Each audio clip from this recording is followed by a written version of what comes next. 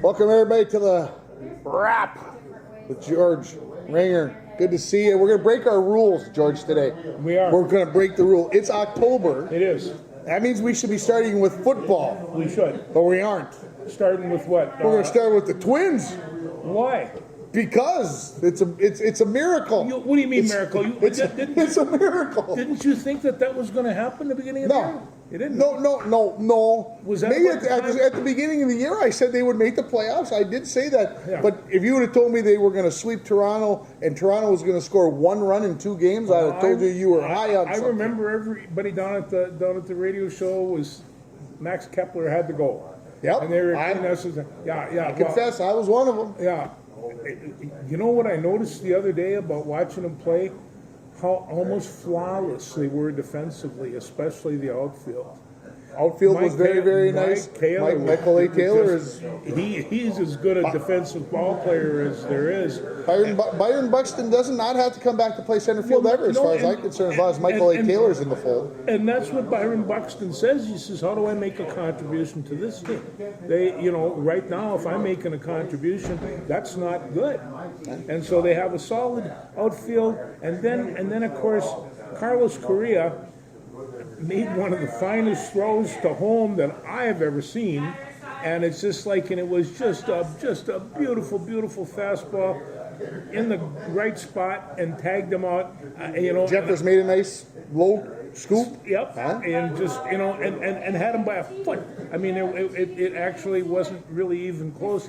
I think that Jorge at third.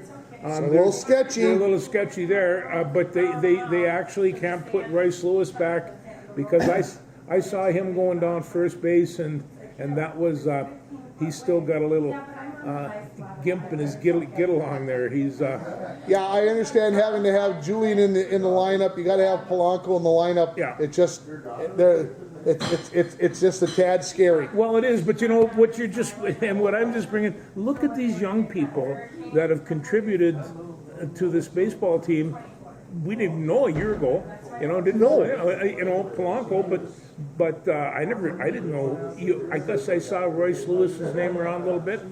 His parents were on TV. They were giddish. They were having such a good time. Well, let's talk a little bit about Royce's 2 home runs. As long as you're talking about it, shock. Well, I mean, he hit the first home run. The crowd went nuts, and they continued it for 9 innings. That sets the pace for the crowd, and there was nobody that didn't bring up the fact that the crowd was a factor. Yeah. And they had like what they got 36,000 in there, and they were ramping and screaming. My point is that Texas went down to Tampa Bay, and that 18,000 people watching 2 incredible baseball teams, sad commentary. It really is, and you think. In my instance, that's what Minnesota Nice is. Well, it's okay. Just like Minnesota's been in the playoffs. Yeah. They haven't won, so everybody's hungry. Tampa Bay's been winning. They're there every year. Yeah. And the fans have gotten complacent about it. Well, I guess they maybe have, but you and I would go see good baseball games because you're watching great baseball players, and at that point in time, they're given just about everything they've got. I think we all both knew that Texas was a good team going in. They kind of choked a little bit, give Houston the division at the end, and maybe that's why everybody thought, well, I was surprised that Texas did as well. I mean, Texas has been a good team all year, especially hitting the ball, and they're pitching. Couple injuries, so there's some question marks there. Now they got to do it over a 5-game series rather than a 3-game series, and of course, maybe the surprise of the whole thing was the Twins pitching, like you said, giving up 1 run in 2 games. Tim, and it's not so much the Twins pitching; it's been strong. In fact, we talk about this might be one of the best pitching staffs ever, but it's gotten stronger right now. They've got 4 or 5 or 6 starters that they can go to, and they have we've always been concerned about their bullpen. Their bullpen's huge right now, and they've got some good people. They've made their adjustments coming into this. They were talking in the Minneapolis paper today that they might go with 14 pitchers for this series and only 12 positional players. Now to me, that's rolling the dice a little bit Well, it is. rather than going 13-13. Those relievers are going in, throwing 2 pitches and getting out the left-hander. But if Rocco's going to do what he did in the 4th inning Yeah. of Game 2 consistently, where he's going to pull 2 pinch hitters when you only got 4 guys in the box Yeah. to do that with, Yeah. that's a little dangerous. Well, so. it is, yeah, and in fact, they really haven't produced a whole lot of power considering how many home runs they've got. They've also struck out the most. It's set a record for strikeouts, as I believe. What? I didn't hear nothing. I'm not a statistician, but I did take graduate stats, and that's not good. That's not good. That's No, not that's a. But they're a good young baseball team. They're exciting to watch, and at 3:30 tomorrow afternoon, I'm going to be watching them, and I don't even know who the starting pitcher is. Have they named it? I have not seen anything official. Okay. Joe Ryan, I would guess, is going to get. I have a feeling he's going to get the nod. But they're saying it could be Maeda, it could be Ober. It could be over. It could be Bailey. But it's Yeah, it to me. I say Joe Ryan. I guess, and that'd be all right. Kenta would be all right. Ober would be. no, and it's a and good then, problem to have. And then like I go back to the team defense. Jack's putting out a guy heading for first. That was a scary collision. It was a scary collision, but boy, I'll tell you, he did not hesitate, and he went right after him, and it looked like a real nice tackle to me. He's both legs and what. But got him down. It got him down, and then he come up and went back and finished the inning, and I thought, see, that's the gutsy part, and that's what these kids bring to it, and it's like the reason we don't miss Paxton, and this is a long series, and he could come in as a DH or a pinch hitter. I mean, pinch hitter somewhere along the line are make a going to be a difference. reason for concern in this series for somebody. They always have been. Now, 5-game series. Five What's game going to series. happen? At this point in time, I'd like to see the Twins go against the Orioles, of course, and then Philadelphia has an interesting baseball club, and They were to the World Series last year, so were in the they World know what Series it's last like. year, and they're coming back, and they're going to come up against Atlanta, and Atlanta could well be the best team in baseball. So, and LA is just sitting back. They're not maybe the best team, but they're the hottest right now, and so, there's some good baseball to be watching. Game 1 will be the biggest question mark for me. If the Twins, and they should have momentum on their side, even though they're playing in Houston, they should have momentum. Houston is going to have set for 5 straight days, and I don't care how much you try to simulate a game like Atlanta is doing or whatever. It's not the same. Well, The Justin Twins Verlander's gotta gonna- win. If they're going to win the series, they gotta win Game 1. And Verlander's going to be the starting pitcher, and and you're right. They just have to reach gotta in, and like you say, you brought up Royce Lewis getting those 2 home runs. When he got those 2 home runs, at that point in time, it seemed to me the writing was on the wall. There was no way Toronto could beat this team. They were just going. Boy, I'm glad you felt that way because I didn't. Because I figured they're going to find a way to choke this thing away. Yeah, because that's what we've done. Not anymore. That's what we've done. We've got it totally control of the youngsters, and I've been talking about this generational change all along. Like somebody said, it's been like 2006 since we won a postseason game or something. And 2002. And 2002, and they says, what took so long? We were waiting for Royce Lewis to be born and grow up. There you go. And 2002 was series. 2006, I think, is right for the game. Yes. Yeah. So, your Brewers they got a lead in both games and couldn't hold on. They couldn't hold on, and and this just goes to show you. And they were talking about the hottest baseball team around right now. They were knocking the heck out of everything, and they just got hammered. So you're going Baltimore, Minnesota, and I'm gonna go that the Phillies are gonna upset the Braves, and they're gonna be the Dodgers, and okay. and I want to pull a sock out of my mouth because that Arizona bunch was not a bad bunch. bad, bad Well, and baseball team. I mean, they were really good, and then they were really bad for a Yeah. long time, and now they They'll might come be back peaking up. at the right time. You know, Could be interesting. And on top of that, you know, the dark horse of this whole situation has to be the Twins, because the rest of these teams, they're beat up, they're brung down. We got a bunch of kids, a lot of which haven't played a lot of baseball. There's not 10 years of busted up bones and bruises, and the pitching staff is solid. Now, there's other teams with really good pitching staffs, but from A to Z, all the way down, I'm not sure that the Twins don't have the best. I'm going chalk. I'm going Baltimore, Houston. I love my Twins, but I don't think they can beat Houston over a 5-game series, although they won the season series. They did, but none of the three starting pitchers were pitching for the Astros. See, I've been doing a little bit of homework. See? Yeah. And then I'm going chalk. I'm going Atlanta, LA. But having said all that, Yeah. the wild card teams have an advantage of having played, and if they can win game one, that will make a big difference. Watch for that. That's my key. You know, and the other thing, you know, like you think, Houston's been doing this forever and ever. In fact, there was a Frontline story on PBS this week. Uncle about Paul was telling me about this. It was absolutely fantastic. You couldn't have rigged a different deal than they have. And of course, all those players scattered all over the league, and the best one in my mind landed right here in Minnesota.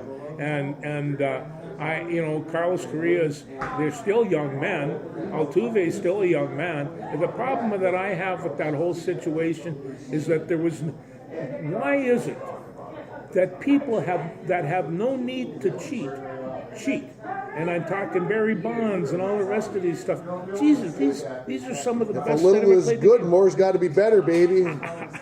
I don't know, but to that end, and I mean, that's why we got billionaires, because a million isn't enough. You got to have 1,000 millions to be a billionaire, and that a little isn't enough. They want more. well, I'm working. And if I got the most, I'm better than you. Well, that's true, but I'm just starting my media career now, so we'll see where it goes from here. But anyway, the baseball season is coming to an end. But you know, this time of year, the baseball, the football, basketball, the Wolves played last night. The Wild played last night. The Wild played last night. This whole, you know, If people want to say March is better, I think not. no, this. March doesn't have football, boys and girls. Well, they got football, but it's not really any. No, I was sitting around trying to figure out how I could watch the high school game on my computer and the big screen game and watch, I guess, what's Nebraska and I have no idea who's on today. Nebraska's Somebody's playing probably tonight. Yeah, and so you know, there's lots of football. to And you watch. can't watch the Broncos on streaming tonight. No, they're not There's no huddling? live stream. No huddle. No huddle. No huddle. No, you'll have to do it on the I'm radio. going to talk to the activities director and see if we can't fix that. Jeez, all kinds of stuff to be fixed. So, well, let's move back to football, because it is October, and Yes. the Vikes got their first win last week. And they did, and you know, I mean, it was when they scored on a 91-yard punt return. Everybody I could see Vikings fans all over saying, "Where's the cliff? I want to jump." And as it turned out, I'm not so sure that Flores' defense is not starting to come together. Okay. And I bring up the fact that when we started this fall, I noticed I noticed my friend Ivan, and he was he's the linebacker. He's going to go out there and he's going to really do the job. Now he's starting and knocking people over, and a couple of other people, Flash Jorgensen, and these guys, these are really good kids, and so they're going to make the transition. And I'll tell you just a little piece today. Tanner Morgan was picked up by the Vikings. To be on the practice squad, I assume. They need a backup quarterback. Okay. And Big Nick is down with a bad ankle, so I did not know that. See, there you go. They're not going to go into this game. So they play Kansas City, and I promise I'm not going to bring up Taylor Swift, but they play Kansas City. You promised, and then you just anyway. I'm practicing being a politician. Yeah. So, Minneapolis is just a buzz, and and it's one of those things where, if I were Kansas City, I wouldn't be tooting my horn too much on this. The Vikings have lost some games and they've made some mistakes and did all the rest of that, but they pulled their chestnuts out of the fire last week and did it on defense, and also Cam Akers. What a running back! And he is a nice combination to Madison. Okay. And I think that this is going to improve. Well, I watched 0 plays of the Vikings game last week. Okay. Not a one. I was working on Eli's Palace, so I watched 0 plays. I was getting an update on my notifications on my phone occasionally. I didn't listen. I didn't watch. So lots of things could have happened. When I sat down late in the afternoon and turned the football game on, Dallas and New England and whoever else, I was shocked that the Vikings had won and that our good friend Kirk Cousins had thrown for 149 yards. And I'm like, how the heck did we win? Well, then we had the rushing yards. Yeah. And the defense, of course, came up with a touchdown. And, he threw another pick 6 in the red zone and threw a pick in the red zone. And this one got sent back for 6. That's a little concerning for me with Kirk. Not sure what's going on, if he's pressing, if he's trying to do too much. But the Vikings picked up a win. It was very interesting. Your good friend Harrison Smith had 3 sacks last Harrison week. Smith right now, he's the monster of Minneapolis. He just is amazing. And of course, in order to get Harrison Smith sacks, that means they got to be blitzing, right? All the time. And there was a notification on my phone this week that basically said the worst thing that you can do to Patrick Mahomes is blitz. Well, he's so quick, and they know that. I mean, he can hit you around the side and everything. But Harrison Smith still has to have a fantastic game, because I'll tell you what, Kansas City has really good receivers, and they somebody said to me today their receivers are marginal. Yeah, not very good. They might be marginal, but even marginal in the NFL is pretty good, and they got that tight end that picks everything up. And you mean Taylor Swift's boyfriend? Taylor Swift's boyfriend. You weren't supposed to say that. I wasn't going to say that. No. They have to shut Travis Kelce down. There's no doubt about it. If they can shut him down, they can take that away from Patrick Mahomes, Patrick becomes mortal. And I don't know what the Jets did last week. I watched a lot of the game. I don't know exactly what they did, but once Kansas City got out to that lead, I don't know if KC pulled off the gas or if the Jets came up with something to slow them down, because they gave themselves a chance to win the game with what I'll call a second-string quarterback. It is a second-string quarterback. But when they put together that Jets team, they just didn't put together from the quarterback down. They improved the offensive line a lot. And defense is good. Defense is good, and so they just lost their big swing. That's all. Like I said, it ought to be a good one. What else from the NFL last week that caught your eye? Anything shocking? Well, I did talk to my friend Greg Schneider after the Detroit Green Bay game, right? And and we talked about his friend Frank Ragnow, this offensive center, and we start seeing what Detroit has had and what Detroit has put together. If they're leading the league and are the team to beat in the league, they've deserved it. They've put it together a real nice bunch. Miami scores 70 weeks ago. Only got 20 last week. Yeah, lost by 28. I'm not sure what that 70 meant. Sometimes. I mean, I remember we had a kid over here at International Falls. He scored 3 touchdowns in one game, and there he was playing linebacker, and the ball just kind of landed in his hands, and he walked 10 yards and picked up another one.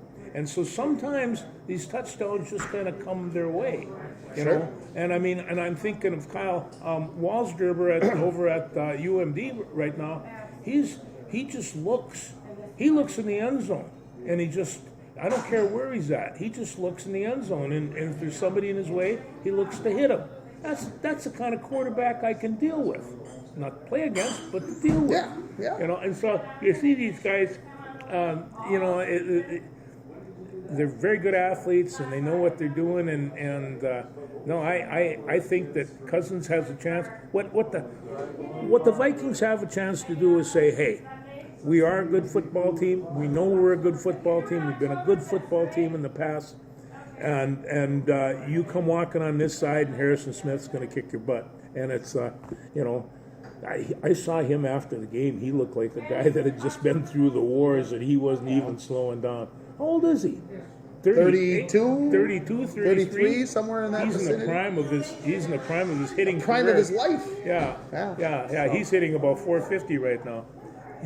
Were we surprised that Chicago beat the Commanders last night? Well, I didn't even know that they did. Last night they didn't. 40 to 28, I think it ended up. Well, and although the Bears have had their ins and outs and problems, they've either, what kind of quarterback is Justin Fields going to be? And They've gone through more coaches and whatever else since the start of the season. I don't even know what's going. How can they even function? I don't know, and that's the problem. And then you have really strange reports that's going on and stuff. And the only thing that most of the coaches want, as you well know, and the players want, as you well know, is to play the season as well as they can. Oh, I thought you were going to say money. Well. When you're talking to Harrison Smith after the football game, when you're looking at money is not his primary interest. These are and it's winning's pretty important. Oh yeah. But getting a nice fat check doesn't hurt. That's only motivation. Doesn't hurt. What was I? NFL, blah, blah. Anyway, hey, if the Vikes can beat Kansas City just like the Detroit Lions did, we're good to go. No, I agree. You want to talk college football, or you got more? See, do I have some college football here? Well, yeah, I know you do. What do I have here? Yeah, we can talk about some college football. We got some games this weekend. All right. And I just go right down to the top in the morning. First part, Oklahoma, Texas, Maryland, and Ohio State. Okay, there's two undefeated teams. How do you see that coming out? Well, Oklahoma versus Texas. I mean, I have to say I'm surprised that Oklahoma is where they're at. I don't think they're that good. I think Texas wins fairly handily by 15 or more. Texas, I think, is loaded. I think they're ready to go. Ohio State, Maryland, that is an absolute blowout. Maryland absolutely gets clobbered. Okay. If I had a ticket to the game, I'd go. But if I'm watching it on TV, I'm probably not stopping very long because I don't expect that game to be much.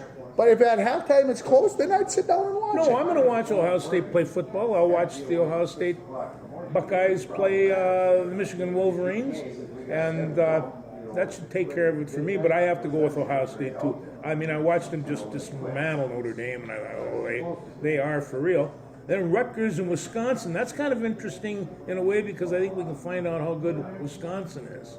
And, so they're going to have to come on. And then I throw this in, but St. Thomas plays Butler this week.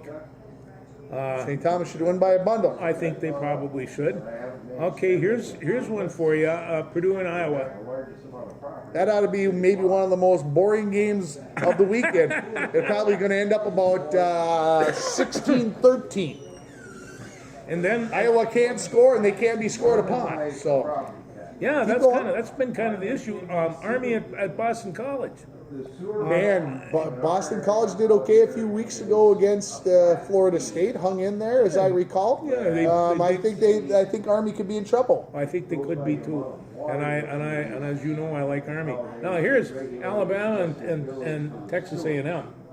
Could be fun. Texas A&M, I don't know if they'll come up with the upset, but then like they did last year. But then I don't believe Alabama's the team they were last year. So when these guys are playing, what I like to watch is the sideline cameras on the coaches because these two coaches, Jimbo and Nick, and they were one-time great friends. Yeah. But they're going to go out after each other, and then I'll tell you, I think the game of the week that's going to be interesting, and I won't spend a lot of time with it, but Kentucky and Georgia. Kentucky's hot. Georgia has not looked like a number one team in the nation yet. They sit there because they are undefeated and are the defending national champions. I wonder how long the voters will allow them to continue to look pedestrian, mediocre, as a number one team in the nation and keep them there. Yeah, it all depends upon how badly Michigan beats Minnesota, whether they could become the new number one. I've got my jersey on for that because this is, and you know, I have on my bookshelf, I've been looking for 2 days for my little brown jug, and I have one. And Sue came around, she looked all over my bookshelf, she came down, she started laughing, she says, it's in your bookshelf where you can see it every day. Sure enough, I got my little brown jug, I took it down and put on my Degurski jersey, and so we're getting all the karma. This is like a Black Cat Bones and all the rest of these things. Dave and Allison Stewart, I saw them at church last Sunday, and they told me they have tickets in the Michigan section because she's a Michigan lady, and she is petrified of this game. That Michigan always lays a stinker during the season, and that they're going to do it this week in Minneapolis. And Dave and I were both trying to convince her your Wolverines are fine, and she wanted to have nothing to do with us. I'm going to tell you why, because she might have been there in 1977 when the Michigan Wolverines came in number one in the nation, number one defense, number one offense, and the Gophers beat them 16-0. I know because I was there. I talked to another guy that I sat with. He was there, and we drank Irish coffees all the way home. And it was just an incredible football game. And they beat them in 1986 and they when beat they them were in 1986. When they were the number one team. Well, that was in Michigan. The last time we beat them for this one, it's 1977. It's a long time between jugs, and I remember a game in about 2008. They played on a Friday night. Same night as a Bronco game. No, it could have been 2008 because I was coaching, so it had to be like 2004. And they were playing on ESPN, and I got home, and they were up like 35-7. You remember this game? Yeah. And they ended up losing like 38-35. Yeah, that was a crazy game. Anyway, we've at had the a old number of Dome. those. In the old days, and we always went to the Michigan game. We go to the Michigan game. A lot of times we wouldn't get there halfway through the first quarter, and the score would already be 14-0 or 21-0, and then the Gophers would have to fight their way. But that wasn't the way it is in '77. So people say it can't happen again.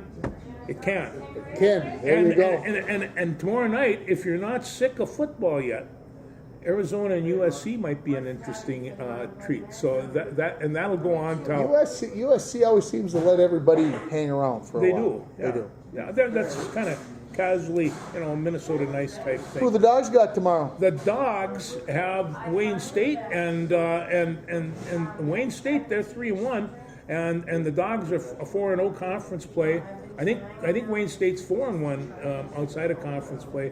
So they're nobody to slough at, and UMD finally got a headline in the Minneapolis Saw paper that today. Yeah. Ranked 17th in the nation in one poll, 21st in the other. Yeah. Well, and this is, and I'm going to tell you, it's Walsgerber is the guy that's doing Kyle Walsgerber. He's a redshirted sophomore from Fond du Lac, Wisconsin, and he's the real deal, and he's out there having he's having a good time. Great big kid, fun to watch. So they're not on TV tomorrow, but they'll be on again next week. Okay. 2 big games this year for those guys left Bemidji State and Mankato, and those would be pretty big ones. Those are the pretty big ones. Got to win one of two of those to make the playoffs. Well, and Mankato State beat Bemidji last week by 1. I know it was 27-24, I believe it was. 27-24, I think it sounds right. Yep. Yeah, that's not too bad for no man. Anyway. And then South Dakota beat North Dakota State last week. Bison fans, what the heck? Whoops. Maybe looking ahead of the Bison. Anyway, the Bison will be just fine. I only kid because my daughter and my brother both went to school there, graduated from there, and so I have to give them. When I saw the final score, the text went out. Boom, boom, boom, boom, boom, boom. What about those Bison? And my brother was working. He works road construction. He was devastated. I think I could put that out. That happens, but I'm going to tell him right now they're getting this kid from Chanhassen.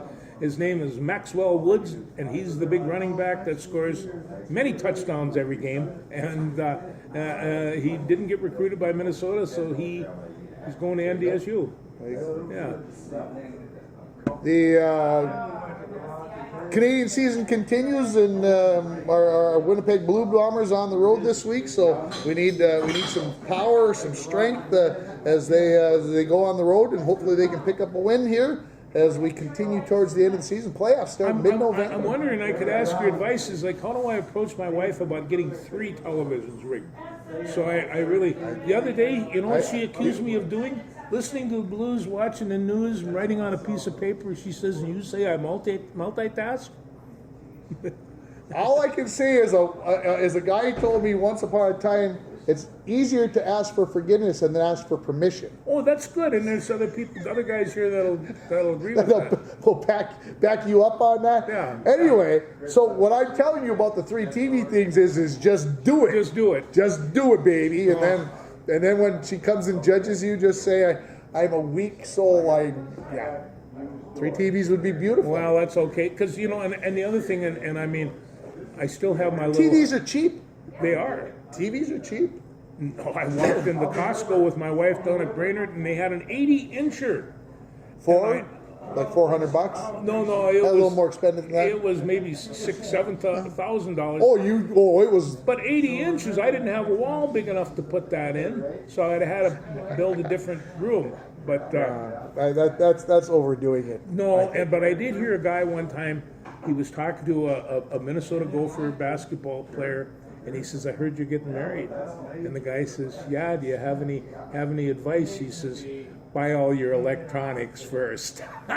They're never going to understand. And I thought that was probably sound advice, as good advice that you could give to a young guy getting married. Well, you mentioned basketball, so we might as well talk a little basketball. Timberwolves over in Abu Dhabi. Yeah, beat Dallas in a preseason game, which means doodly squat. But hey, they won. Are you kidding? You had Gobert, a picture of Gobert riding a camel.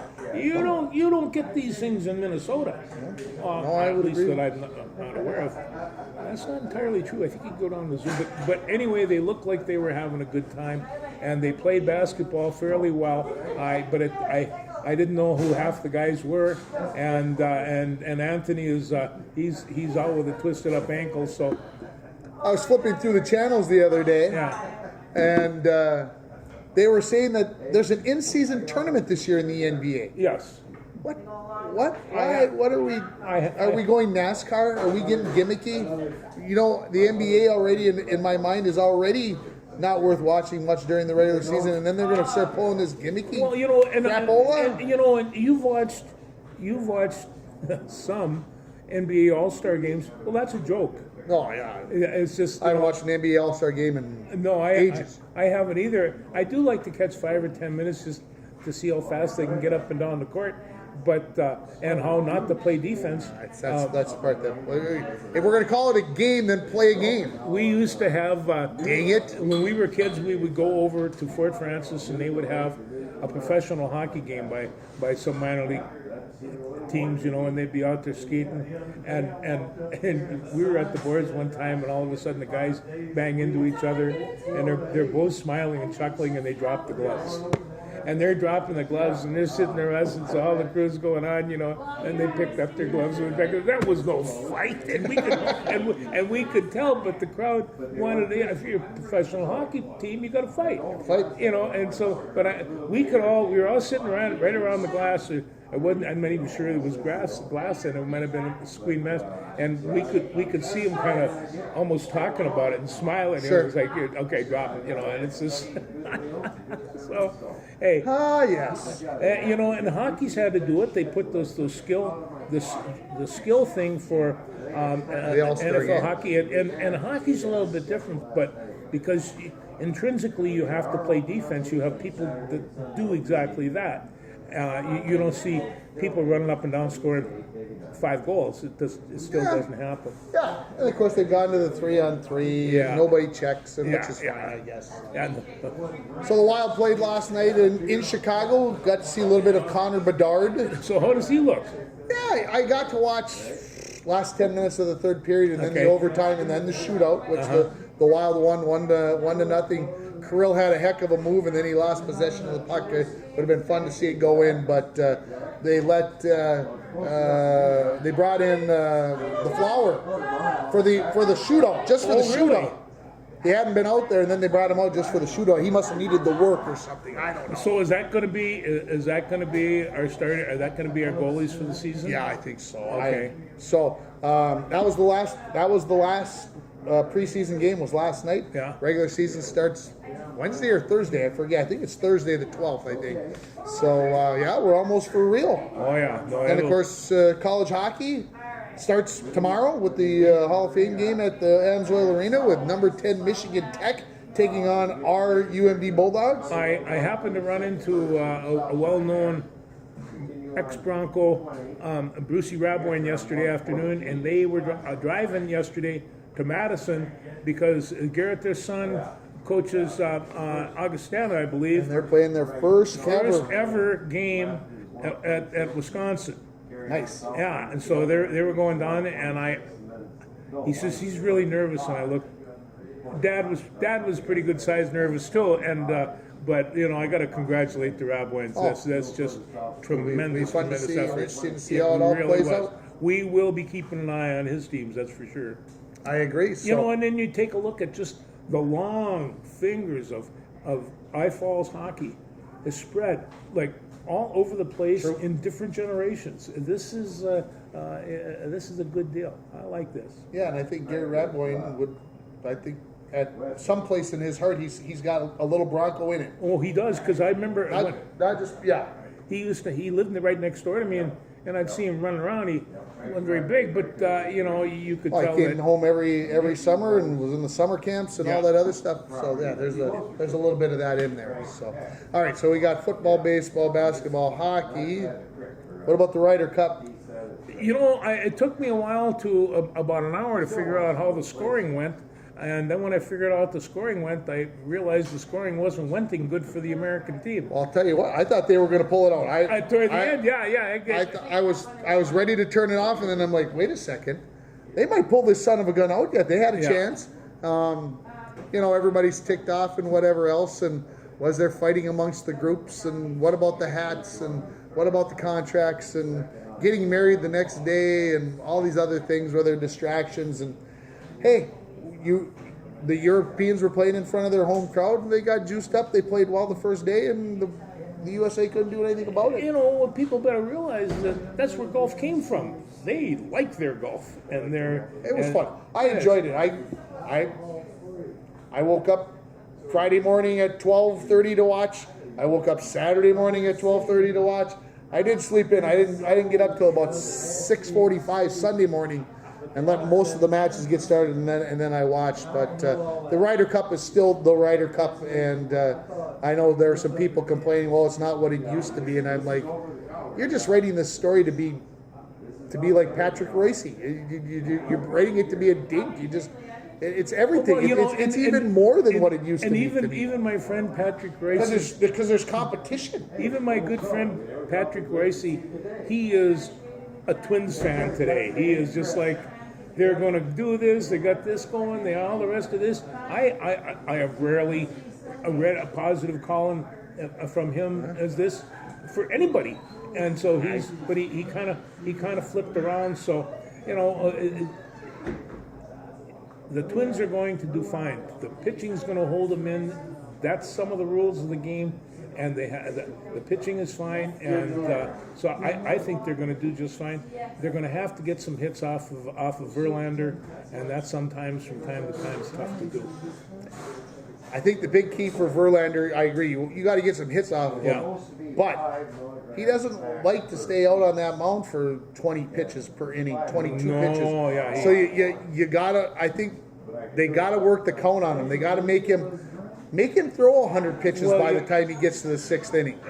That's why I bring up those strikeouts because Verlander likes to strike him up, but that doesn't necessarily mean that. And that feeds right into the Twins' wheelhouse, right on striking out. Yeah, it does. Yeah, they like to do that. But that doesn't mean anything. At 3:30 tomorrow afternoon, I am going to be. So the Twins play in the afternoon on Saturday, and then Saturday night at 7:00.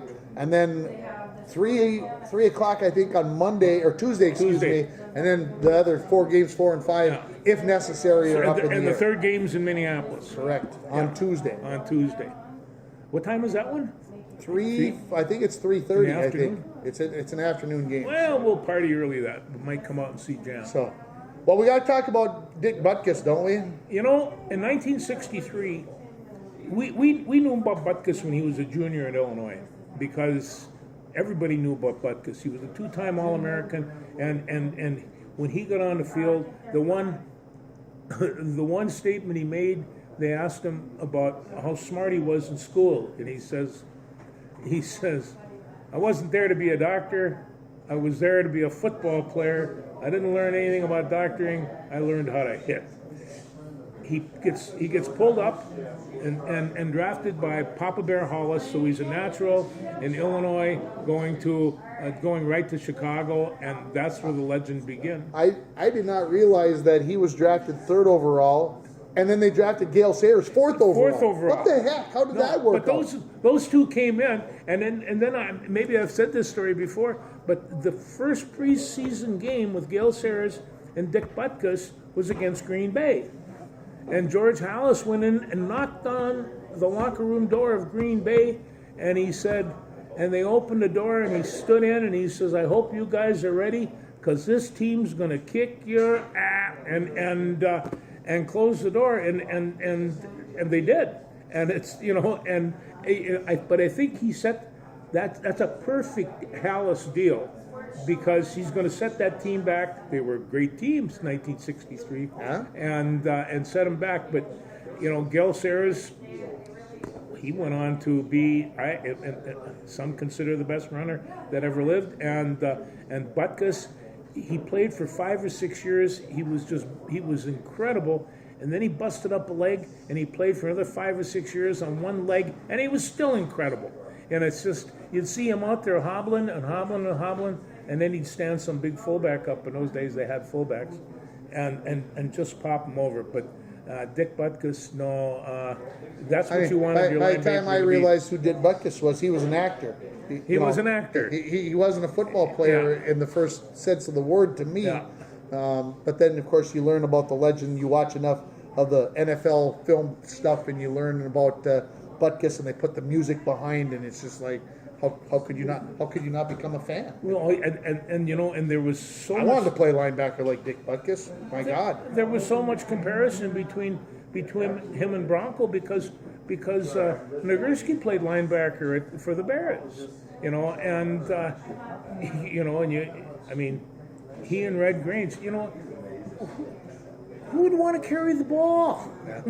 True.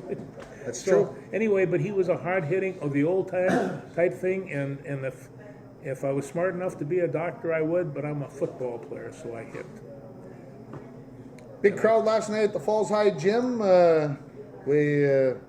Wow, almost full, almost capacity. All right. At the Falls High Gym for Little Fork and Parents' Night and Spike Stigma, and so thanks to the Northland Counseling, and thanks for everybody who showed up. It was a good crowd. It was obviously enjoyable because the Falls won, as as being the AD, that you're always cheering for the home team. Against Little Fork? Are you kidding? I got chastised by one of my good friends from the volleyball team from Little Fork about me being a traitor because I used to cheer for both teams, and now I only cheer for one team. Yeah, so Cadence, yes, I agree. You know all those coaches. They know that.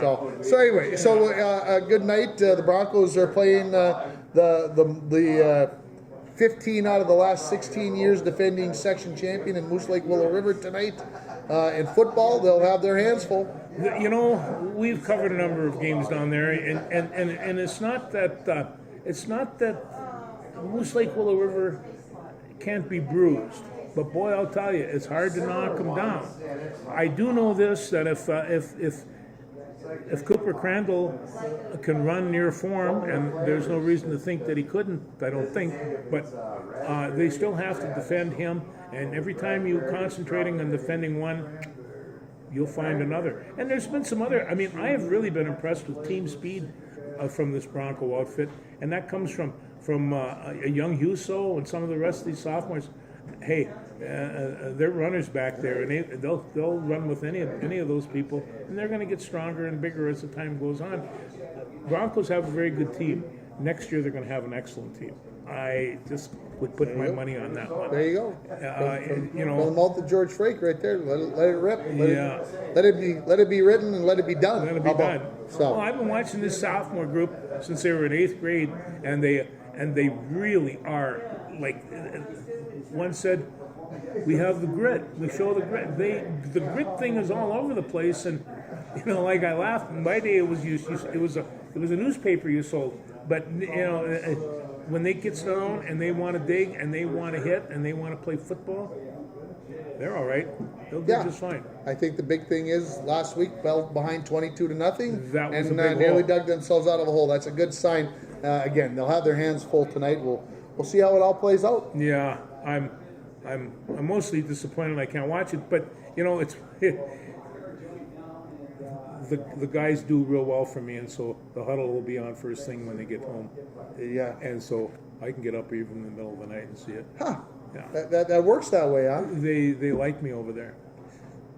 Heil Pike this Tuesday coming up at home. Well, I'm gonna have to wander over. No golf course, so it'll be at the starting at the track and field. Do you bring the golf cart anyway? Because I kind of like that. Well, we got the four wheelers to lead and to. So where is the course actually going to be? So they're going to start outside of the fence, beyond the press box area at the track, out that way by the shed.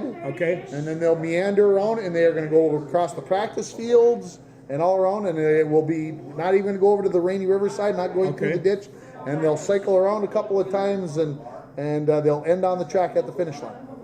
So so we're looking forward to that. That's Tuesday. We'll have a swim meet, a couple home swim meets next week for the girls. So last non-varsity football game at home on Monday. The JV plays at home, so we'll have that. And I got a full week. I got four nights coming up. They used to say about guys like you, he's like a one-legged paper hanger. And I've seen you at these games. Sitting with a member of the school board, and he says, "Oh, there he is now. Oh, there he goes now." You're very busy. Well, hey, you got to be visual, right? The kids got to see you, so they hopefully aren't messing around. Oh no, That's the kids are going to see it. And you know what? One of the things about it, two things that kids love, and I'm taking all my years. They like structure, in spite of what they say, and they want. I mean, if they didn't like structure, they wouldn't care that you have an eye on it, and they like you having an eye on it. They like standing out. They like somebody caring, whether they're there or not. Kids are contrary to half of what they believe. So you keep them busy and keep them busy. That's and if you can believe this, less than 2 weeks to football playoffs. Okay, less than 2 weeks to volleyball playoffs. We're getting into that. I should say less than 3 weeks because we got to get past NEA. Yeah. I keep forgetting that, but we'll get by there. And cross country, all that stuff will be going on that week. So the weather has changed. We had those beautiful 90-degree days, or those sweltering 90-degree days, and now we got more typical. So yeah. So anything else? There'll be a blues show right after the Gophers are done on Saturday night. Starting at 11. Starting at 11. I'm hoping that the Gophers will be off the air by then. I don't know. I don't know either. We'll see what happens. Thanks, everybody. Take care.